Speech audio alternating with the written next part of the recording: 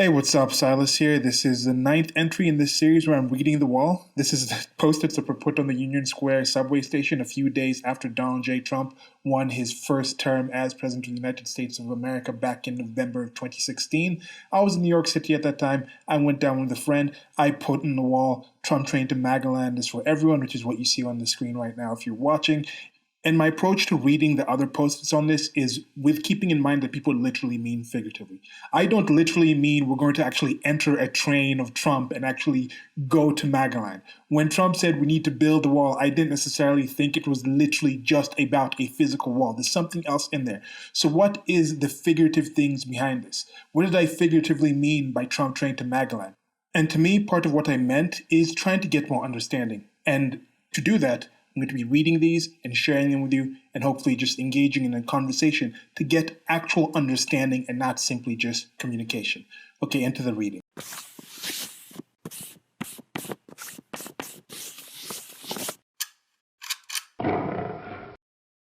Okay, so I tried to keep these between 10 and 15 minutes, but I like opening up with some current affairs type of things. And this is after another big round in the Democratic primary process. And Joe Biden looks like he's going to handily defeat Bernie Sanders in order to get that massive L that Donald Trump is about to dish out to the Democratic Party in 2020, despite the World Health Organization finally saying that the COVID-19 virus is actually a pandemic, and that possibly, I'm going to put the meme up on the screen right now, possibly giving someone like Tulsi Gabbard the chance to actually get the nomination since both the people running are 70-year-old white men, 70-plus-year-old white men. No, that's not going to happen. It's going to be Joe Biden. It's looking like that. I'm more curious now who's going to be the vice president in this situation. It's not going to be Beto O'Rourke, but he is picking Beto O'Rourke to be his gun czar. He's already picking positions. Yet Bernie Sanders isn't doing that because people are like, should I come out for Bernie? Should I do this? Should I do this? They're getting, I think, a lot of pressure to come out for Joe Biden. Even Andrew Yang came out, the math says it's going to be Joe Biden. So people are coalescing behind Joe Biden. And Joe Biden is an odd guy. I don't think he understands the internet. I don't think he understands that he can say one thing and then the next time, a day later, or even a few weeks later, it's not senility. It's not senility. It's not. I'm saying his mind is going. I'm not going to make that kind of judgment on him right now. It's just a simple thing that some people just live a certain way that you don't understand the effect of certain technologies. Some people don't get that you can say something and the entire world can access that thing as clearly to see exactly what you said and confront you about that later on. Because he was doing his regular campaign tours, going to Michigan, I think an auto, I think it was an auto factory or something, it was a manufacturing thing, and he went there and one guy was talking to him about the gun situation. And Joe Biden, there's this pull-out quote that was taken from there where he just says, "You're full of expletive. You're full of four-letter expletive, meaning feces." So he says that to him. Imagine if this was Donald Trump. Imagine if Donald Trump said this. But you have a situation where people have been talking about how Donald Trump is an old white man that's foul-mouthed, that can't control his anger, that has questioned senility, is always flubbing, he's always speaking in odd ways, not making sense. But Joe Biden, when Joe Biden is doing these things, he gets rather... There's a suspicious media silence about this. Seems to be a buffer around him. And even the media has lost its power. That's what I'm saying. It's going to be a massive L coming by. The media can pretend this isn't happening, but people see it. People know this is happening. People can understand these things. Look at a place like China with the whole COVID-19 thing. They tried to suppress this information. I still don't think they're giving us actual numbers from that situation, but we're still finding out about the thing, despite that media control. And do you think the United States media has the amount of control? The United States media and the Democratic Party, or whoever you want to say is in there, has the amount of control over the media as the Chinese government has over their media? I don't think so. So to wind up this update of current affairs, I'd just like to talk about this series of tweets of this person on Twitter.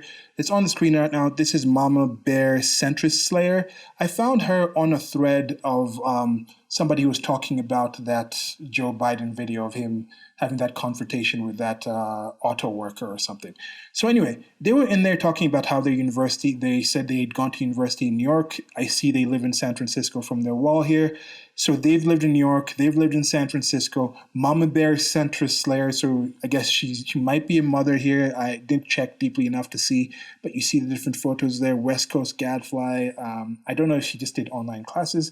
It says Bernie 2020, Green New Deal, Freedom of the Press, SEIU 1000, I don't know what that is, at DSA, Medicare for All, cancel student debt. So this seems to be one of your stereotypical Bernie dames. I don't know what you would call these type of people because of the Bernie bros. But talking about the Bernie bros and people talking about, are they actually going to get violent? And you look at 2016 election, there was a few situations of violence, and there were a few situations of violence from people on the Bernie side. There was actually some actual shootings of somebody who had been self-declared Bernie Sanders follower, Bernie Sanders supporter, Bernie Sanders voter, who went out there and actually shot at politicians and things like that. So you have this kind of person on there talking about coronavirus, this and that, having this thing.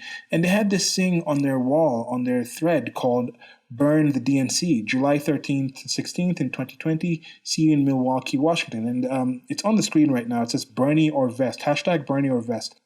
It's really kind of shoddy graphic design, but I think it's just taking the Occupy Democrats, the Occupy Wall Street graphic, and then retooling it with the yellow vest from the infamous or famous, no matter how you depending on how you want to look at it, protests that were in Paris, France, that are still ongoing, that is not getting as much coverage. But people are wondering, are they actually going to get this bad? Bernie or bust? You can see things, eat the rich. When they talk about this, do they literally mean this? And people, it seems they're holding like matches instead of torches. But anyway, it's bad graphic design. But anyway, so do they literally mean this? When you're talking about those people being caught in the Project Veritas videos, talking about, yeah, we're going to get violent, are these people actually about this smoke? Do you actually imagine that Mama Bear centrist slayer is actually going to go out there and fight people and light things on fire? Can you imagine her out there in a yellow vest actually doing this? This person who lives in San Francisco, who went to school at CUNY, from what she posted here about coronavirus not being canceled due to her, due to that yet, the classes not being canceled yet. Do you actually imagine these people literally mean that? Or is it a figurative type of thing? Or are these the kind of people who just rile people up, and then there's other people who are the extremists or the fundamentalists of their faith, and those are the ones that actually go out there and be the foot soldiers? And this is a typical thing. You've seen this in the actual violent revolutions of history, where you have like the Bolshevik Revolution in Russia, and you have these kind of situations where there's the intellectual class that actually riles people up, and then other people are the ones who actually go out there and get physical and actually lose their lives in that situation, even though the intellectual class does normally get their comeuppance in a different kind of way, just being disappeared, unpersoned, sent to gulags because they're not quite what the system actually is about anymore. Okay, so into the actual post-its now. Okay, so the first one, I think that's somebody's name or something, but Very Dark Days. It looks like PN something, Very Dark Days.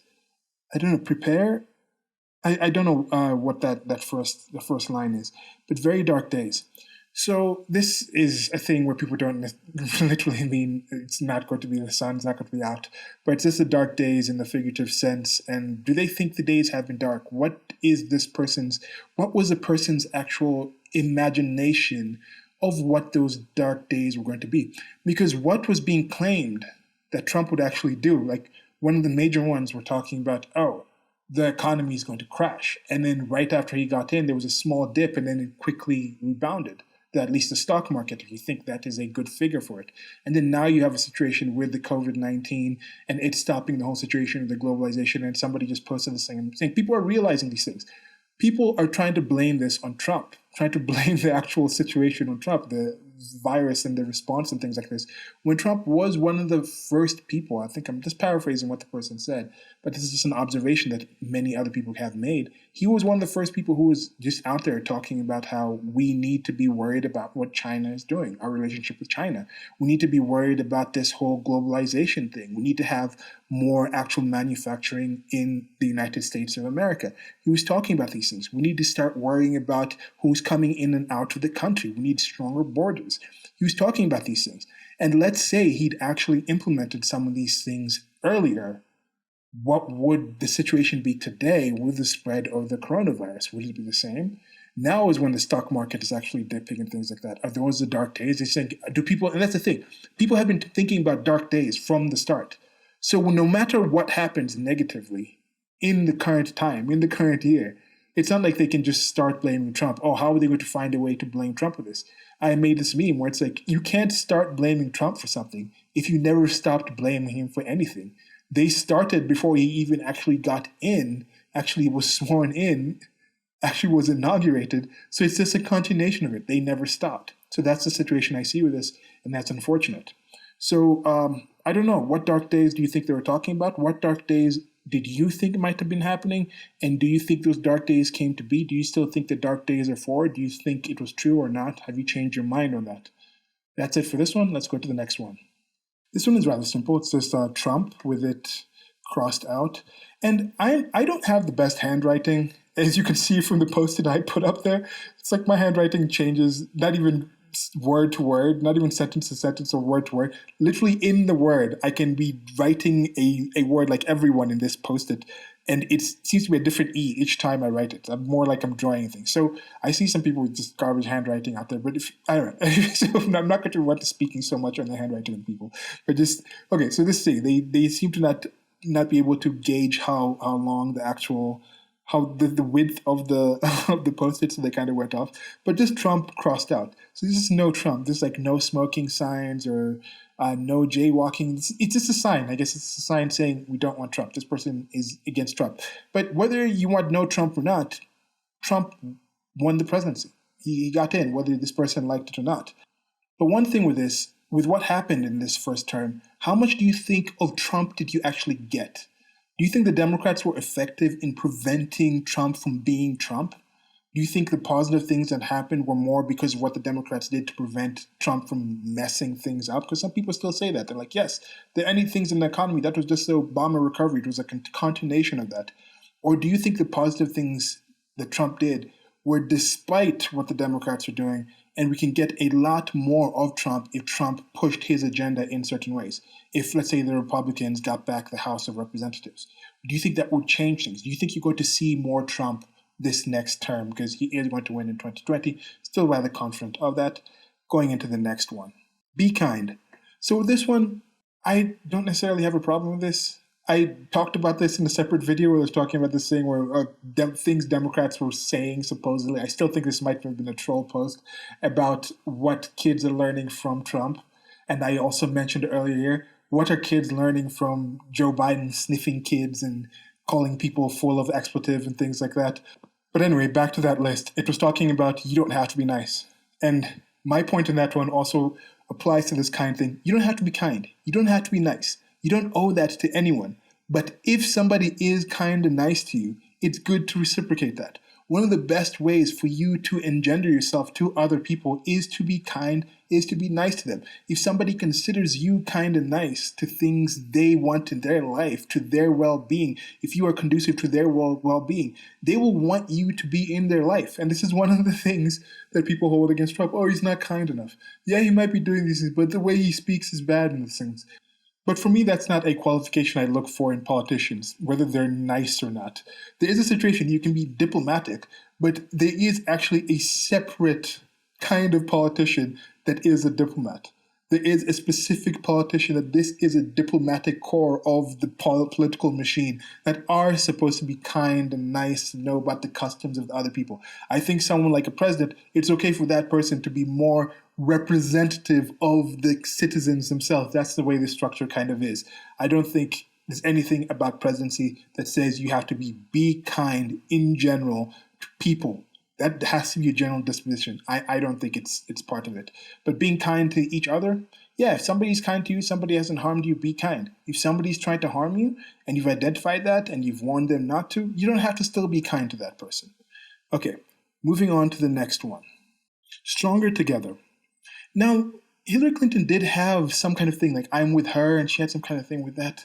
And I'm an individualist, and I'm not against groups. I'm not against collectives. I'm not against teams. But it's what are you united for? What are you coming together over? I've had experiences in different kinds of teams. I'll go with my sports background. There's wrestling teams, and then there's football teams. There's different kind of situations where American football, you're all on the field at the same time, doing different things. You don't have to know what the other person's doing, but 11 people on the field against 11 people on offense, 11 people on defense. You clash. You try to get the ball into the end zone to score and defeat that other team. It's people working together. I've been on wrestling teams where it's you and against somebody else in a one-on-one battle, and then the team has those scores put together. So these are different ways of being together. But with all of these, in all these group situations, there are the individuals that are in there. First of all, what is your goal? Are you all sharing the goal to win? How effective are you to do that? Why should you be working towards this thing? Why should you be together? And part of that is being a confident, strong, independent individual. If you can do that, I think you are a stronger part of any team. And I think that's one thing that's lost in these things. People just say, oh, it's for the greater good. But part of the greater good is being the greatest you as possible. Being the greatest individual as possible makes you much more valuable as part of any collective, of any group. So if you want to be together with other people and be the best person to be together with, I think it's up to you. It behooves you to be the best person you can personally be. That's it for the reading today. I shall continue to release these periodically. I've had actually some input on these, and I'm trying to take that in, see how I can best format these. I'm going to think of maybe adding in pictures from from different political events, from going down to inauguration weekend and things like that, pictures and videos that might be related to that or something. And I've actually had somebody say they might actually look in and see if they have more pictures of this metro situation, or the Union Station place, where they can send me so I can have more post-its to read. And I'm considering actually doing these on a kind of live stream or having other people on to discuss these. For now, these aren't scripted, just keeping it conversational, trying to just get my general ideas when I come across and see these things, try to put them together into one cohesive video. But let me know what you guys think about this content. Thank you very much for listening, liking, sharing, commenting. Very appreciated from you. As I said, I want you guys to kind of understand why I think this Trump train to Magaland is actually for everyone. Till next one, goodbye.